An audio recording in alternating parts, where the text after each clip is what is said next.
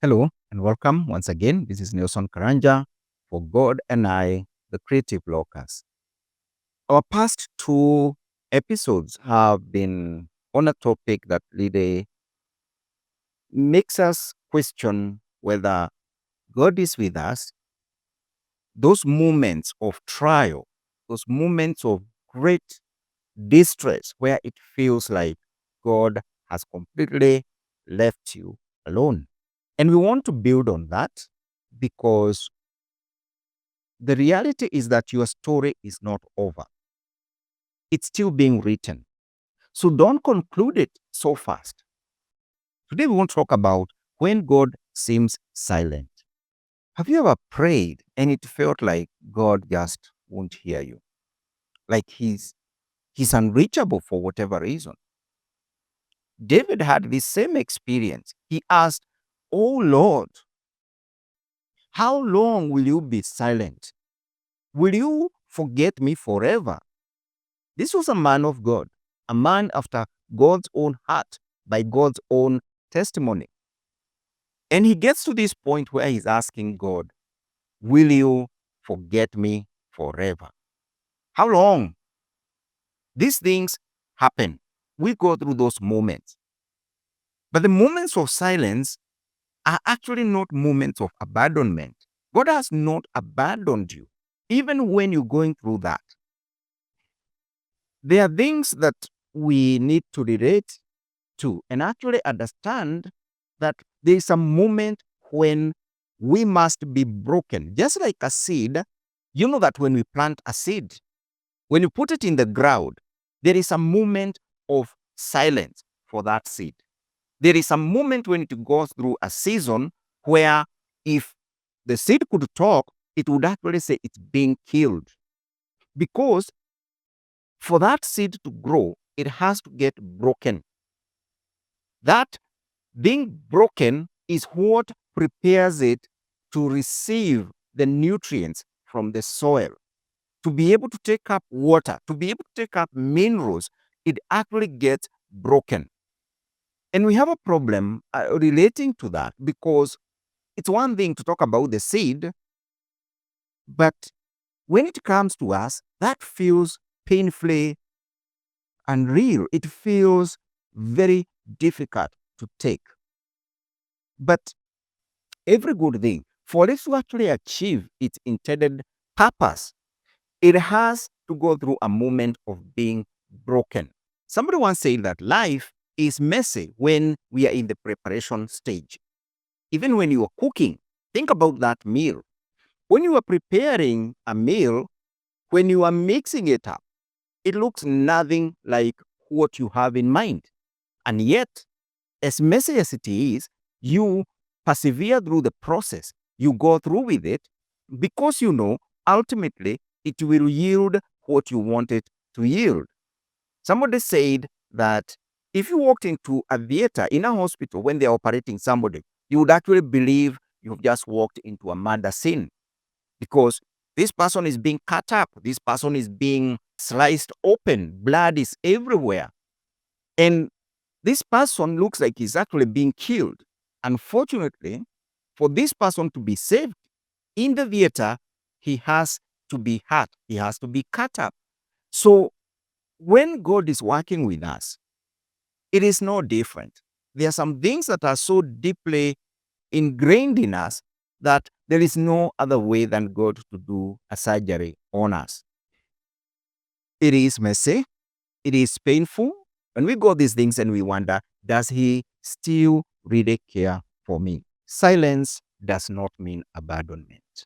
Habakkuk complained, "How long must I call you and you do not answer me?" Yet, by the end of the book, Habakkuk says, even if there are no sheep or no animals, no cows, no cattle in my courtyard, yet will I trust in you. That is surrender. Faith is trusting God even when things look bleak, even when things look like they don't make sense. It is saying, I still trust you, and I would rather still be with you than be anywhere else. I remember the story of Lazarus. Jesus was a family friend, and they call on Jesus to come because their brother is ill. And when he does, Lazarus is already dead. Do you know what was going through their minds? Does Jesus still love us? Does he still care? He is the comfort. He tells them, do not worry. I am the truth and I'm the life.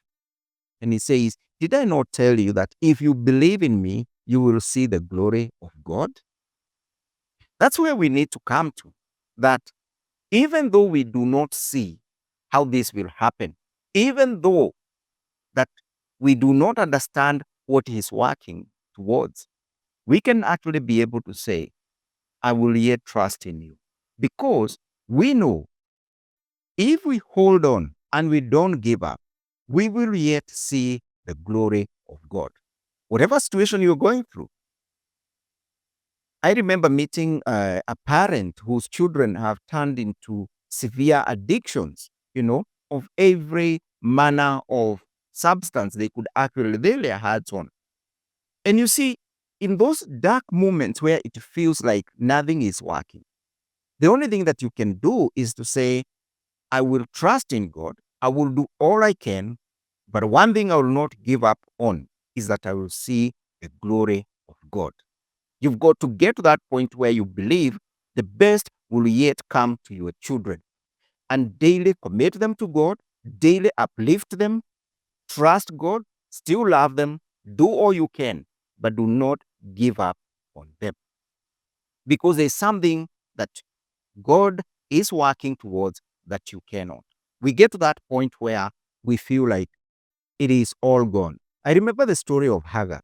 Hagar and her son Ishmael, when they were chased away from Abraham's home, Hagar went to a place where in the wilderness where now the water was gone and she didn't know what to do. And she closed her eyes in desperation. And the Bible says Hagar closed her eyes so that she could not see her son die. That is desperation, where you get to a point where you close your eyes because you do not want to see your child die, or you do not want to see the suffering that you are going through, or your loved ones are going through. But when God spoke to Hagar, he said, why are you crying? God said, I have heard the cry of your child, and he will not die. He will grow to be a mighty man. He will grow to do exploits. We need to have that same faith that even if things are rough, we will not close our eyes. Closing our eyes means giving up in despair.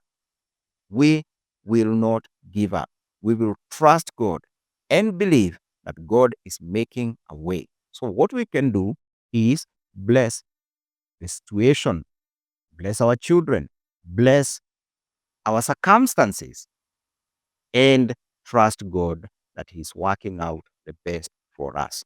And we do not give up faith. Until next time, this is Nelson Karanja for God and I, Creative Locals. Have a wonderful time.